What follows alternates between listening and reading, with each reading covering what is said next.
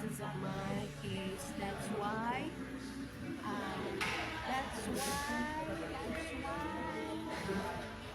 The hearing will be rescheduled.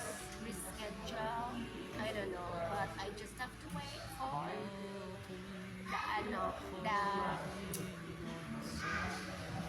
the time for our part to be called at the courtroom, so that I will know the date or the schedule, the reschedule, the calendar. I don't know when again will be will be rescheduled.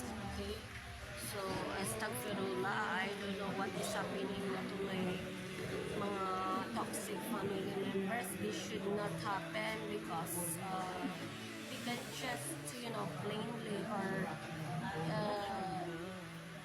just make the petition simple, but they would like us to do my papa and his cohort, the toxic or mga my little sisters, the two of them would like us to waste our time, money, and effort. That's why they do this to us. But inshallah, Allah knows what's best for all of us. Inshallah, they will pay whatever they have wronged us, right? Inshallah. And wait, ano ba yun ipag-back?